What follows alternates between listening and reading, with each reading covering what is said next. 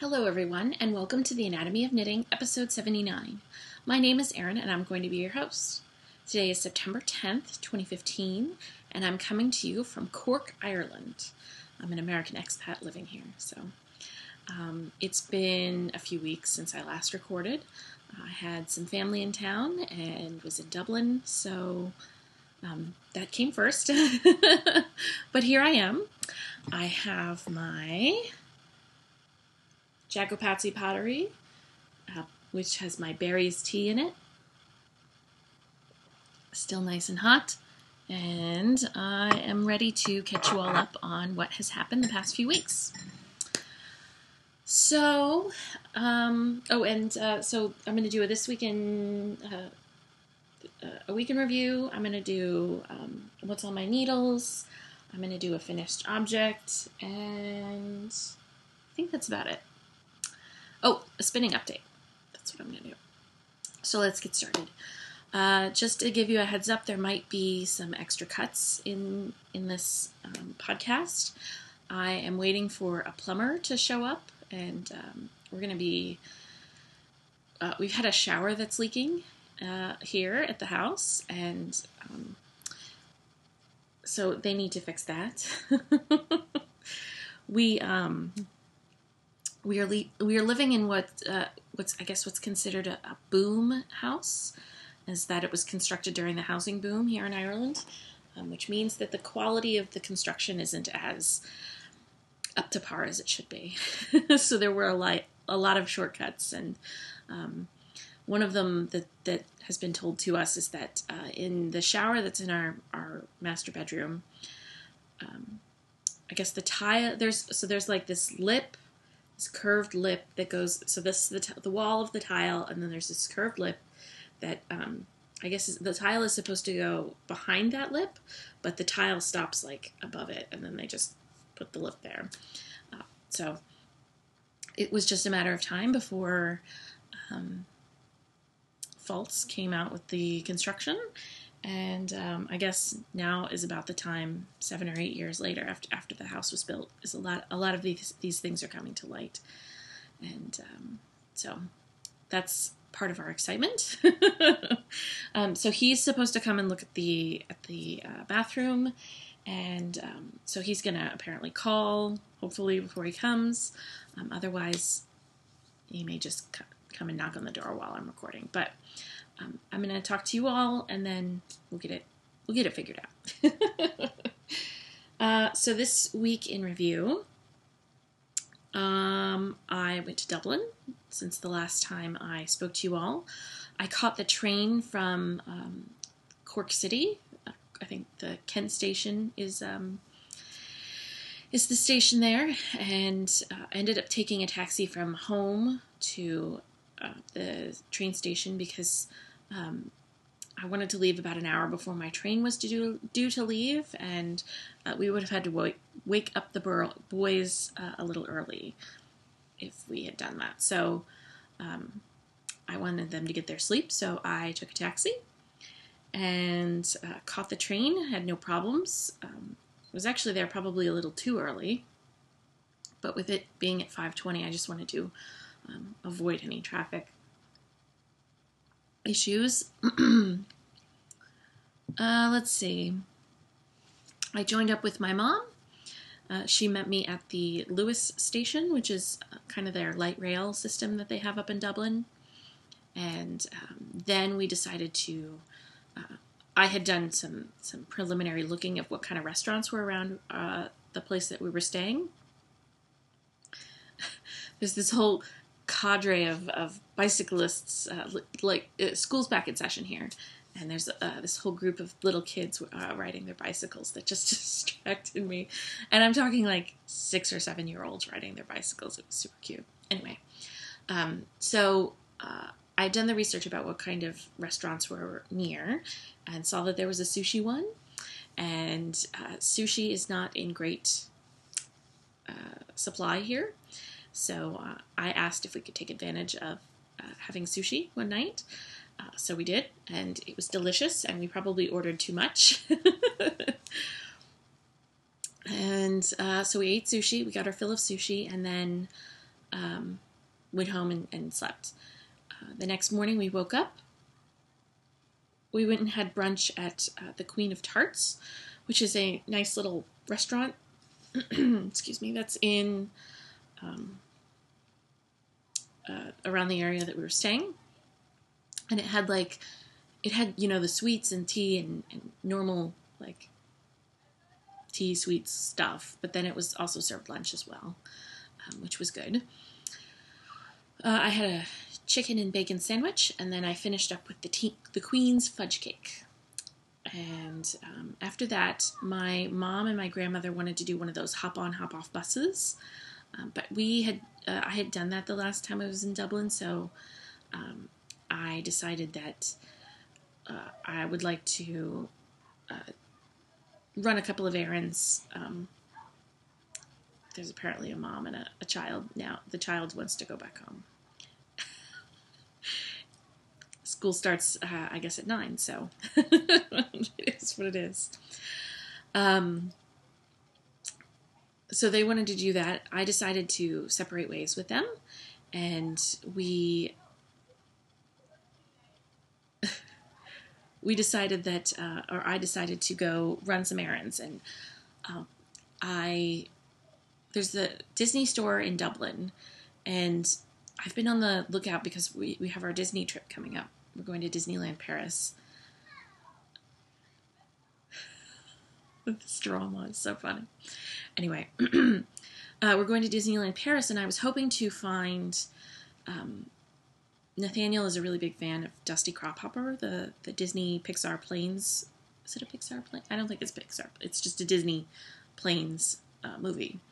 And Dusty Cropper is the main character. He's a crop duster who enters into a racing competition. So I wanted to find, hopefully, PJs. If not PJs, hopefully just a shirt, like a Dusty Cropper shirt. Because we have one that we found at a Disney store in the States when we were there last, and I had no luck at the Disney store. I did end up finding, we collect the little die-cast cars from the Cars movie, all of the characters, and I did find a Tex Dinoco, so I got him for the boys. And then I went in search of some raincoats, because it's scheduled to rain we're not scheduled, but it's forecasted to rain while we're there in Paris. And so the raincoats that we currently have are fleece lined, but the weather, it's looking like the weather's going to be a little warmer than needing fleece. So we decided that we should get them some, the raincoat that's just the plastic rain shield, and then there's no like lining or anything. So I ended up finding a couple of raincoats from Marks and Spencer in Dublin. So that went well. And then I picked up some French macaroons, which are those meringue type sandwiches, at Coco Altier, I think,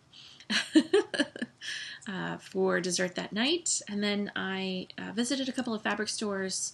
I wanted to get some Liberty fabric for just a nice shell, but the cost was like 30 euros a yard, and I wasn't brave enough to do that. I found some fabric that I liked, but I just wasn't brave enough to try. So that was pretty much the end of that day. We took the train home the next day, and ended up getting home in time to wake up the boys. And so my mom and I headed upstairs and woke up the boys, and they were really happy to see me and Grammy. And then we did a lot of fun things with the boys and with Grammy and Aunt Sharon. We went to Blarney and visited Blarney Castle. And I discovered that the grounds of Blarney Castle are just so much more interesting to walk around. There's all these trails and paths and just things to find that I hadn't known really existed. Let's see, Blarney Castle. What else did we do? I know we all loaded up into the car because my mom and my aunt and the boys and I all loaded up in my car. And I am just coming up with a blank of where all we went. The last weekend that they were here, we went to Mizzen Head, which is the most southwest point of Cork County.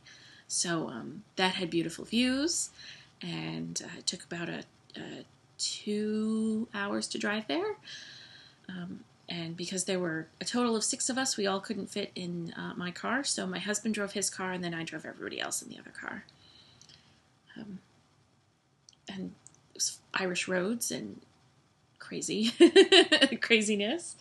But we went and we survived, and we've got some good pictures. Excuse me. So I'll be showing you a bunch of pictures of their visit and the things that we did at the end. And now we just start packing for our trip to Disney. We're heading to Disneyland Paris this weekend. We're going to be catching a ferry from Wexford, Ireland. And that should be interesting and exciting. We haven't actually done that as a family yet. I've been on a ferry before, but that was many, many years ago. It's an overnight ferry. We'll be sleeping on the ferry. But it was many, many years ago that I did that. So interested to see how things are going to be different. So I'm 11 and 12 minutes in. I shall get to the meat of the visit, or the podcast. Let's see. I think I'll show you my finished object. Ooh, I've got a lot of stuff to show you. So there's a lot of stuff hanging out here. So this is my beautiful Life on Sundays shawl. This is a design. Oh gosh, I'm just having a brain fart. It is a design by Vera Valimaki. For some reason, I convinced myself that it was somebody else. Vera Valimaki. It is done using 2 separate skeins of yarn. I used my Coolry. Do I have the tag handy? Yes.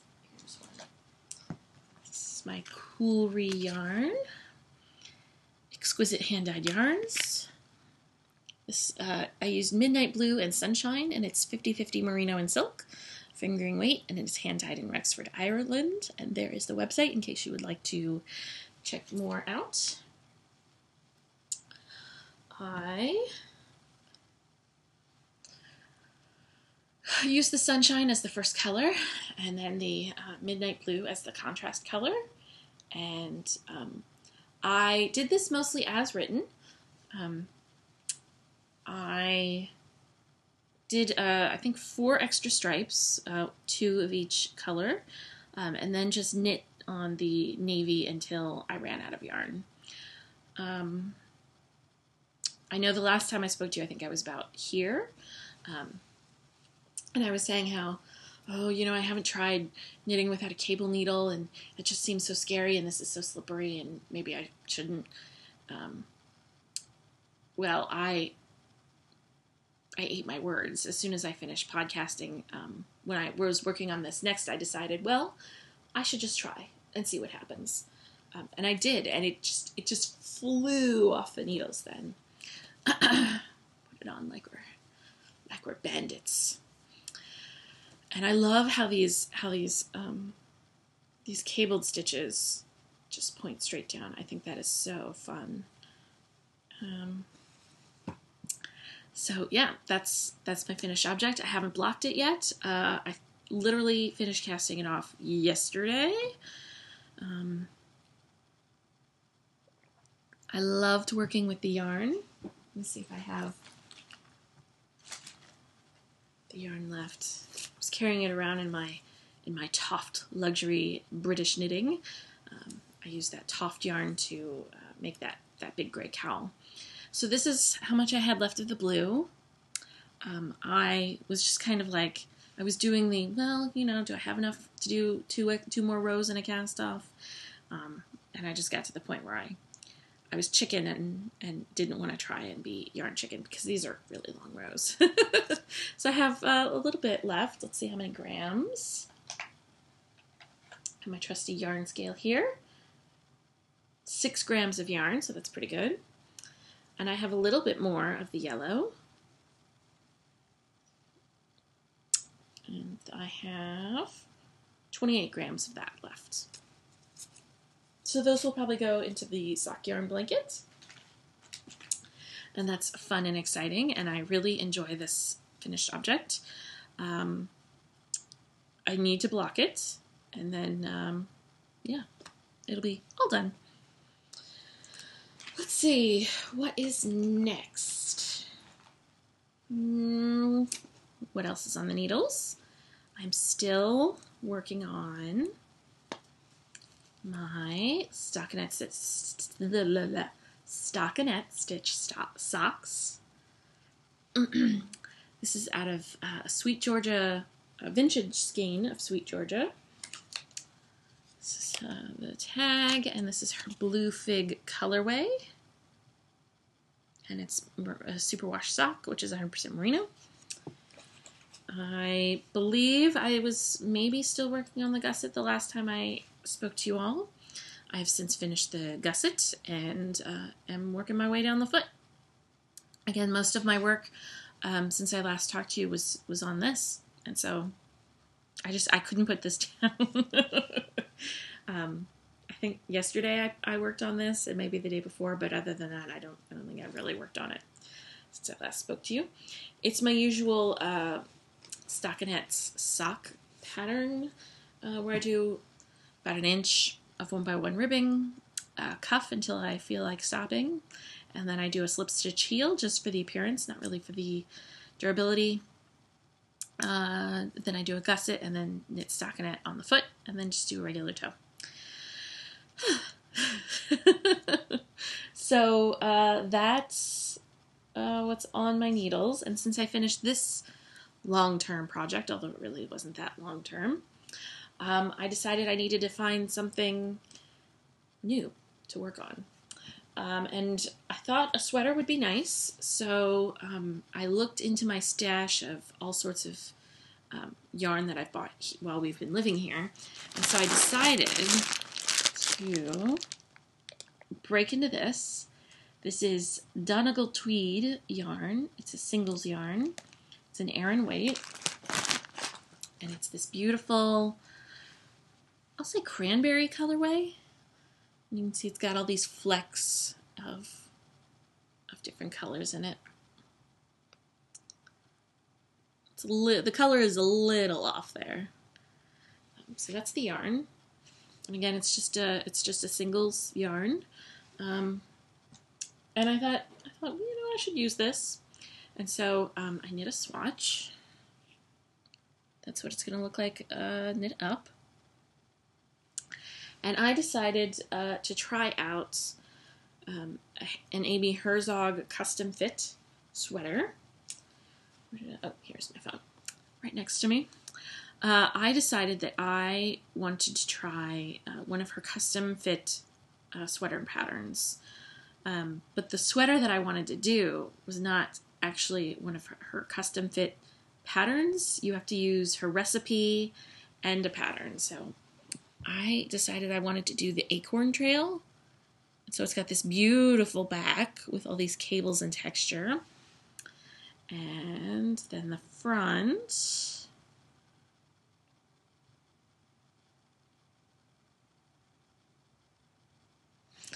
There's the front. And so the way you go about doing this is you buy the recipe first, which gives you instructions on how to knit the cables and the texture.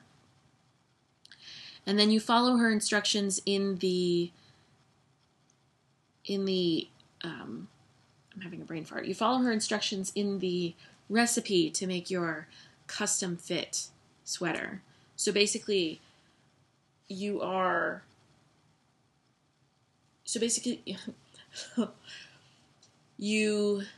get the details for the cables in the recipe, and you start the instructions there. Like I use the cast on instructions for the recipe, and the number from the custom fit sweater. Basically, I'm knitting from 2 patterns at once. Is what I'm trying to break it down as, but not doing a very good job. The custom fit sweater is just designed to be a plain stockinette sweater with 1x1 ribbing as the detail. It's going to be a crew neck, and basically it assumes that you're just going to knit stockinette for the whole thing. I'm not. I'm going to add in those cable patterns for the fronts and the back. And I have knit a whopping 1 row. I cast it on last night. This is the back, and it's got a gazillion stitch markers to indicate, I guess, suppose different things you're going to be doing in that. This is the back texture pattern. But I obviously haven't gotten there yet. So I think I have to do like 1 inch or 2 inches of the 1x1 rib, and it's a 1x1 twisted rib, so I may be killing myself by the end of the rib. But yeah, I wanted to find something like a big project to do for the road trip that we're going to be on. We drive to the ferry, which is going to take about 2 hours, and then once we get off the ferry, I think it's 3 or 4 hours to get to Disneyland Paris from Cherbourg, I think is where we're landing. So I'm excited to try out the custom fit sweater. It'll be nice to have a sweater that's made for me. I know Christine from the Yarnings podcast has made one and had good success with it. So we'll see if the yarn that I've chosen to make the sweater out of is a mistake. I know to do cables and stuff, you should have applied yarn, preferably a yarn that's 3 plies or more. But I thought that this yarn would look really good as a cardigan. Is basically what I thought. So we'll see. We'll see. I'm not gonna kill myself if I have to rip it out. I did wash my swatch, and the difference between the fabric of the yarn, the fabric pre-washing and the fabric post-washing is pretty significant. It softened up significantly and bloomed because obviously they probably had to use a lot of spinning oils to make this nice behave nicely. So yeah, that's what's next on the needles. And that's it that I have for works in progress. I have some spinning progress to show you. I know the last time I spoke to you, I told you that I was going to ply up that Polworth. It's a Polworth fleece. And I did. Oops, I dropped a skein. Let me open up my notes. I made a note about how many yards I had gotten from each skein. Here we go. So, I didn't label skein 1, skein 2, or skein 3, which I should have. This is skein 3, I know, because it's got that extra textury part. So this is 526 yards. And then this one is 634 yards. And this one is 500 yards even. And there's the Polworth. I have yet to wash and block these because we had house guests and I didn't have any place where I could drip dry this. I'm thinking of washing this, I guess tomorrow, and hanging it up in the boys' bathroom to drip dry while we're gone. So when we come back from our vacation, that will be all finished. It's just a 3-ply. I used my Hanson mini spinner, and then so I plied up on the mini spinner. Those have huge bobbins, and then I used my I've got one of those crazy monkey skein winders, and I wound off my skein, and it's got a rotation counter, and so depending on the circumference of the yard that I chose, or the of where I put the hooks, and I put them at the 2-yard mark, it tells me how many yards pre-wash. So it may change a little bit once I wash it. I mean, we're close to 1,700 yards just from these skeins. So I'd say that's pretty good. I'll have another sweater maybe. And this looks like it's coming out to be more of a fingering to, I guess sport is next. But again, I'm not even gonna look at the weight of the yarn until after I wash it, because washing might change it a little bit. So there's that. And then I have a little stash enhancement from when we went to Dublin. One of the stops I made, which was near one of the fabric stores, was This Is Knit. And that's at Powers Court Townhouse in Dublin 2. www.thisisknit.ie. And I found, this is kind of funny, I found this amazing yarn. And it's quite similar into the color of the sweater I just started. This is Juniper Moon Farms Herod Fine Baby Alpaca blended with nylon for durability. And it is 75/25. I'd say that's a lace weight. And it's just this beautiful heathery purple. It smells like vinegar. So I bought that, and I was thinking of making another shawl out of it, and maybe even finding some beads for something like this. I love the smell. I love the smell of like wool and a little bit of vinegar. It's like 50% wool, 50% vinegar smell. It's like a sheep and wool festival smell. I love that smell. Yeah, and this is a highly descriptive color number 2012. And yeah, so I just got that. And I think I'll do a shawl or like a big lace cowl. That might be fun, like one of those big, something, pretending this is a cowl, something, like that big that I guess they call those infinity cowls. So I got to do some research about what I'd like to do with that. And I think that is about it. We're about half hour in. I think that's good. I think I'll stop here. I'm a Craftsy affiliate. If you are interested in buying a Craftsy class, please take a moment and go to theanatomyofknitting.com. There should be a banner on this side of the page. And if you click on it, it just is an easy way for me to earn money to help pay for like hosting costs and that kind of thing. So if you're going to Craftsy to buy a class, please just take a moment to do that. It helps support the podcast. It's easy and it really doesn't cost you anything out of pocket that you weren't planning to spend already. And let's see. I won't be recording next week because we'll be in Disneyland.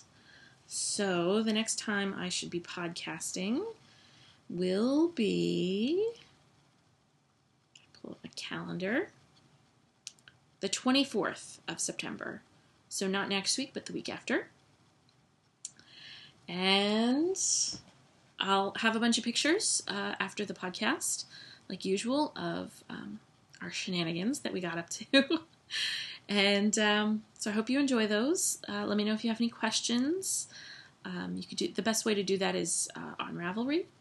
And I think that's it. So have a good week, have a good few weeks, and I will see you when we get back from Disneyland with hopefully lots of fun pictures and maybe a tiara.